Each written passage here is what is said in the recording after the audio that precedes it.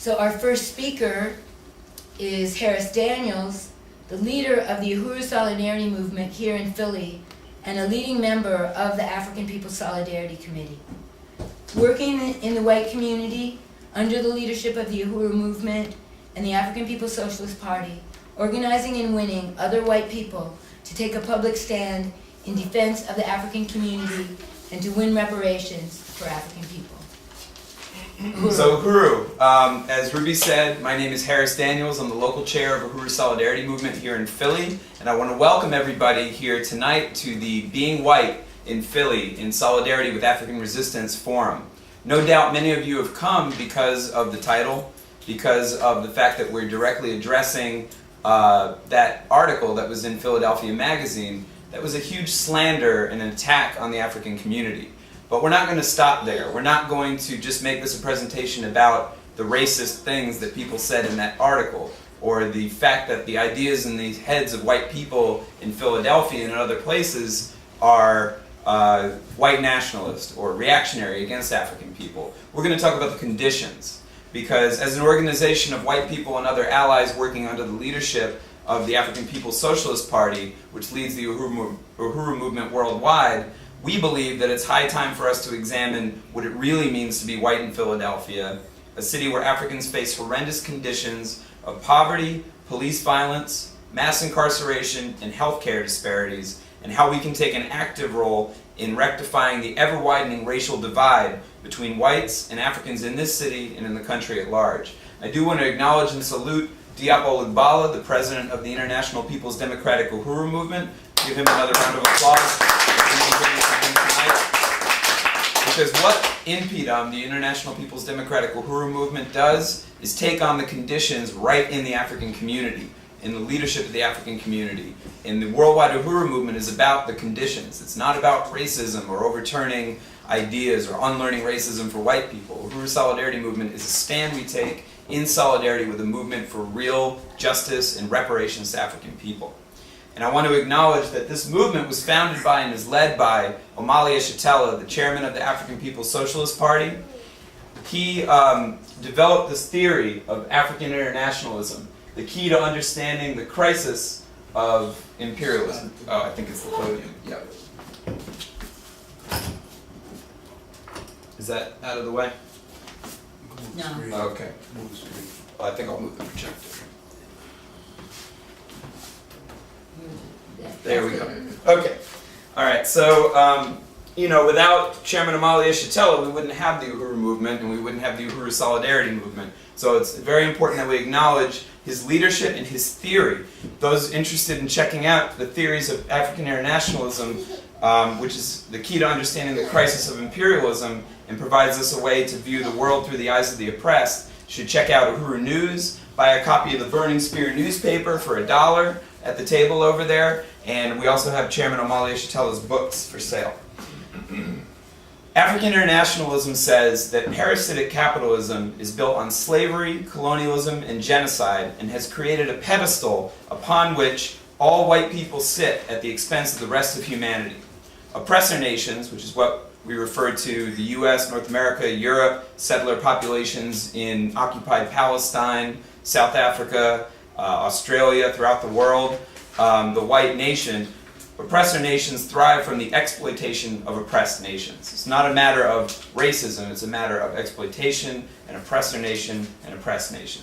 So we want to talk about what does it really mean to be white in Philly? Because we know from studies that have recently come out that white people have 22 times the wealth of African families inside the US today. And for white people, these are assets that are passed down from generation to generation. As much as no one wants to talk about it, the conditions of the African community are the result of an unbroken reality resulting from the enslavement of a whole continent of people and the theft of the land from the indigenous people, something that built the economic infrastructure of the US and Philadelphia in particular. Philadelphia has the highest poverty rate of any major US city. 40% of the black population lives below the poverty line. 75% in some neighborhoods, when you're talking about North Philly, parts of West Philly. Unemployment for black men is 50%, but for black youth in some areas, it's as high as 70 to 80%. And there was a piece in the Philadelphia Daily News that came out last year that said most unemployed African men in their 30s, 40s, and 50s in Philadelphia will literally never work again. This is a crisis. These are the conditions we're talking about. The Philadelphia public schools have been underfunded by over $1 billion per year, about $5,000 per child, and schools in the nearby wealthy suburb of Lower Merion are overfunded by $5,000 per child. So you can literally see in that statistic there what the disparities are. And in addition to that, the Philadelphia Public Schools is in a crisis. The School District of Philadelphia is closing 23 schools this year, all of which are in the African community. The statement that Ruby read from the African People's Education and Defense Fund came about in the response to that closing and at the press conference that Uhuru Solidarity Movement also announced this event at last month at Uhuru Furniture. 40 more schools are in the long-term closing plan just within the next few years. This is dislodging and undermining the education, as Ruby said, of 14,000 African students and disrupting African communities throughout the city. And this city spends 25% of its budget, or over $1.1 billion, on police, prisons, and courts, and only 6% on the budget for education. Gentrification. Gentrification is as old as the settler colonialism of the quote-unquote New World. The gentrifiers in the 1500s and 1600s were pilgrims and destroyed the populations of indigenous people, slaughtering them, murdering them. Columbus in the Caribbean and other settlers coming into North America were the first gentrifiers. They wanted the land. They didn't see a way they could share the land, and they took the land by killing, raping, and destroying entire communities of indigenous people. And then went to Africa to rape and pillage the land, the people, the resources, to build this system, to build up Europe, to build the wealth that all of us in the white community have inherited. So when we talk about gentrification in Philly, it's not just hipsters buying up houses and flipping them, or families moving into all black communities and being the only white person until the property raises up. It's settler colonialism.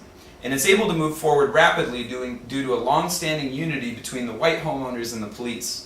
Much destruction to African communities is done under the guise of making the neighborhood quote-unquote safer or quote-unquote better while pushing out the black community. But in reality, this keeps the communities unsafe and the race relations hostile. We all need to work together to solve this. If everyone in Philadelphia opposed the school closings, the poverty, the police brutality, and mass imprisonment, it would have to end.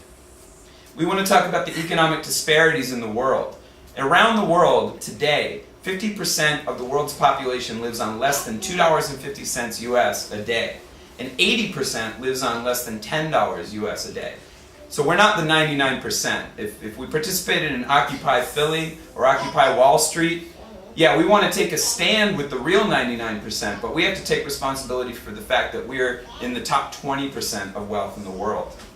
The median household income for white people in the US is $51,846 a year. For African people, it's $32,068 a year. It's a $20,000 difference. The average African family earns just 60% of the average white family. That's if they're employed. 35% of African households have negative net worth.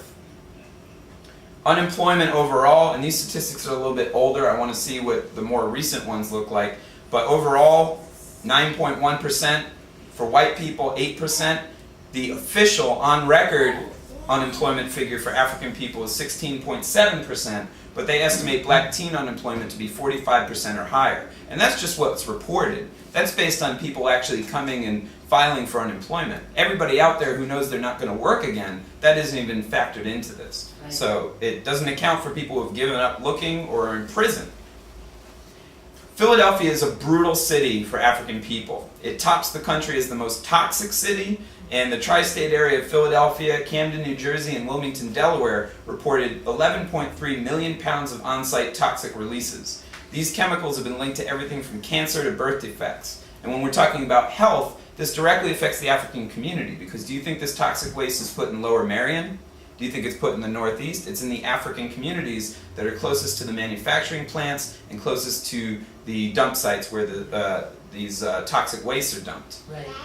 That's where the disparities in health conditions come from, the forced segregation of the African community into these communities that don't receive any resources for health, education, or economic development, we see in the US that African people are 14% of the population, yet account for over 50% of all cases of cancers, hypertension, diabetes, AIDS, and curable diseases.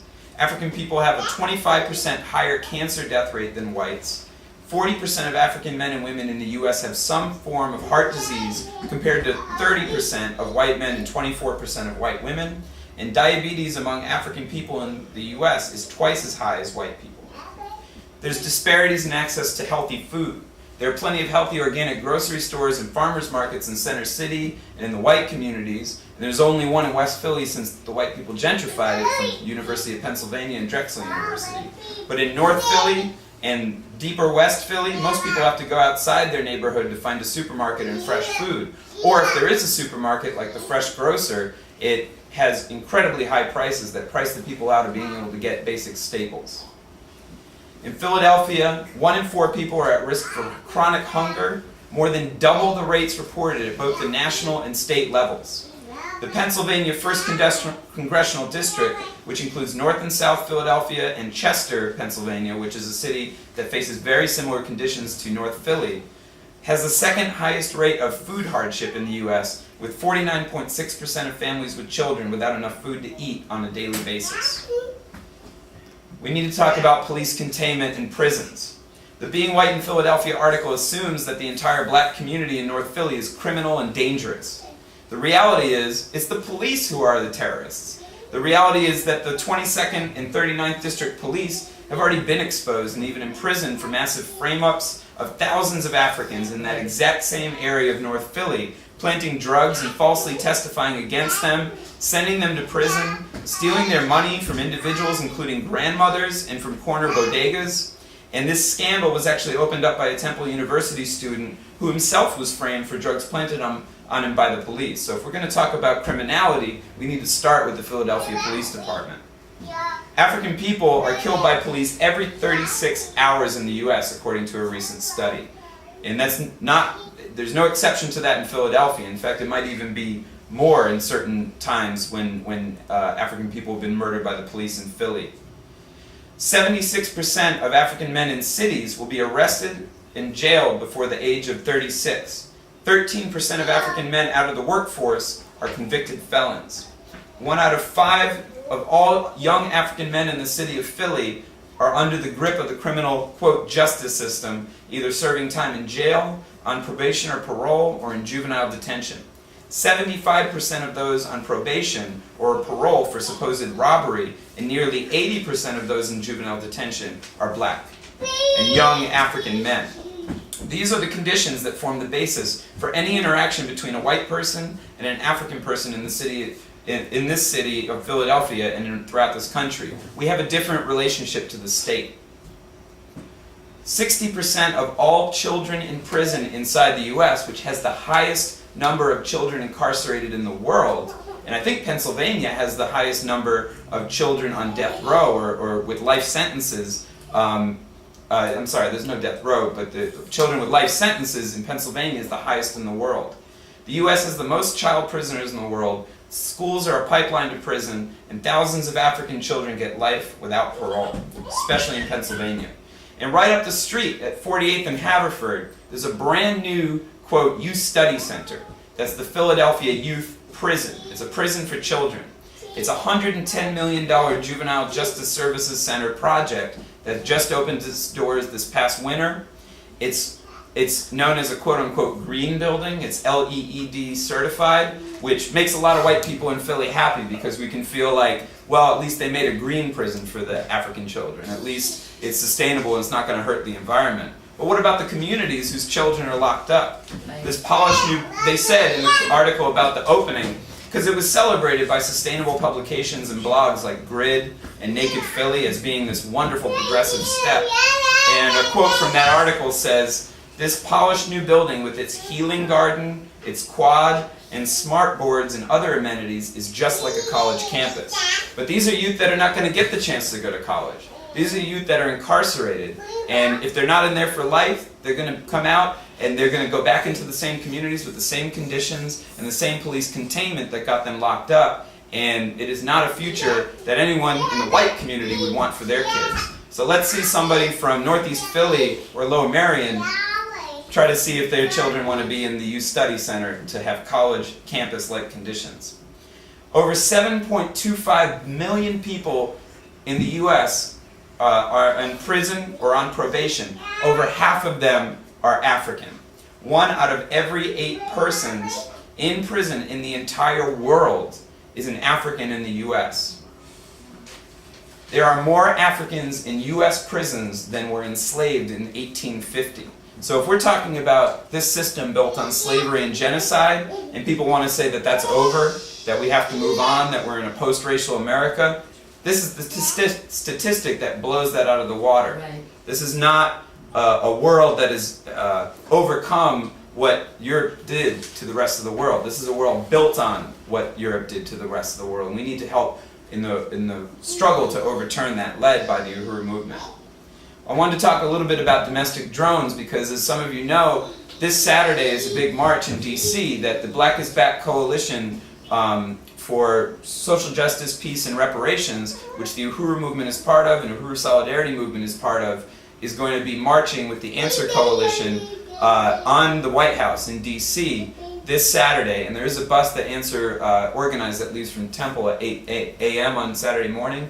People want to come and be part of our contingent from Uhuru Solidarity movement. We're going to march against drone warfare, Obama's drone war, because drones are being used throughout the Middle East, in Pakistan and Afghanistan, and increasingly in Africa, but they're using domestic drones as well.